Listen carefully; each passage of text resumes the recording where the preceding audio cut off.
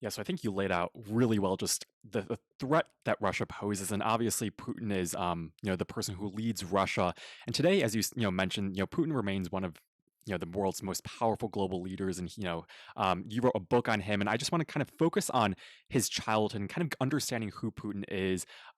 He was this only child raised in a working class family in this kind of communal apartment with two other families, and to me, that seems like an unlikely path to being Russia's most powerful and wealthy man. So I'm curious to kind of hear you talk about his childhood and whether or not the way that he was raised had any bearing on his identity.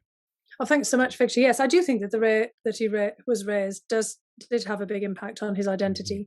One thing to mention, however, though, is that during the Soviet period, a lot of the Soviet leaders had risen up from very humble origins, because Mhm. once people joined the Communist Party, either as young adults or maybe their parents were Communist Party members, that was a ladder for mobility, for socio-economic and general social mobility. So, people like Nikita Khrushchev, for example, came from an incredibly humble background. Mhm. And Mikhail Gorbachev, his family came from also, fairly humble origins in an agricultural region of Russia. So Putin's not the only person to have risen up. But what's interesting is he was not a member of the Communist Party, and his family were not really either. The closest that his family had come to power previously was one of his grandparents was a chef or a cook for Stalin, which was a pretty dangerous job to have because, obviously, if you didn't like the food, that might be you off to the gulag or shot at dawn, who knows.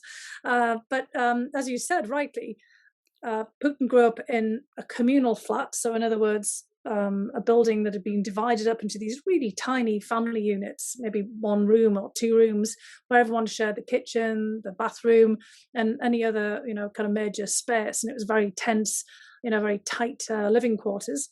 And he was the only child of older parents. But his decision to seek social and political mobility was through the KGB. Mhm. And he himself talks about how quite early on he became captivated, mostly through popular culture, some popularization of a kind of James Bond Russian KGB officer, sort of similar, kind of daring do, dashing, guy in the later part of World War II had infiltrated into the German Nazi party and was, still, kind of operating.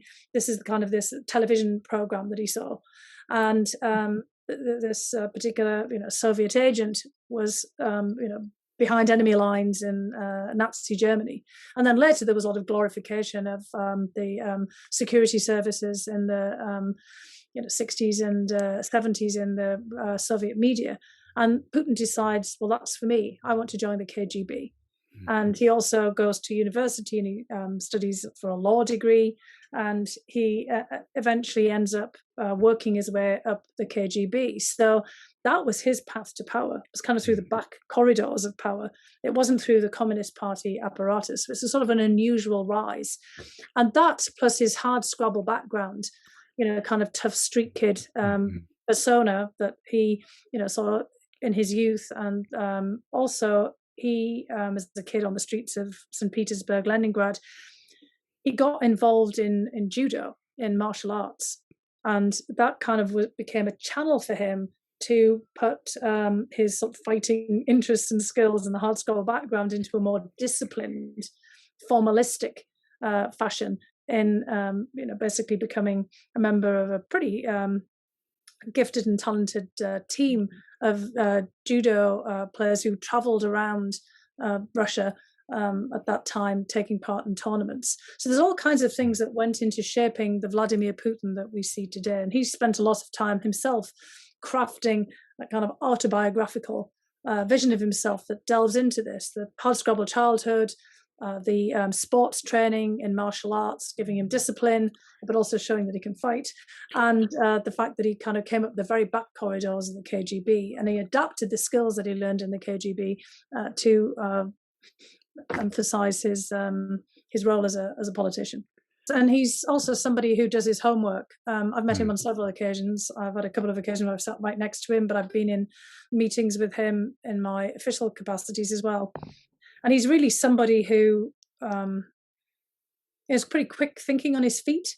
Hmm. Yes, he's very much pugnacious, and obviously he's been in power for such a long time now that he's fairly polished, and doesn't have to do quite as much homework as he did before. But he's also somebody who's got a very specific worldview, a context in which he operates, and we have to bear Mhm. that in mind too. That he's not thinking in the same frames as we are, and he's definitely of a different generation. Touching on the whole thrust of this podcast, he was born in 1952, and he grew up in the Soviet Union of the sort of 1960s and 70s, which is a very specific place. And then, as Jill says, he really kind of branches out after he's left the KGB when he becomes the deputy mayor of St. Petersburg in this period of the Wild East, where Jill was trying to do her work with Motorola, which was a pretty backstabbing, and rather unpredictable period of on the fringes of business as Russia was opening up. And there's a lot of stories around St. Petersburg and Vladimir Putin's role as the deputy mayor of St. Petersburg in that period.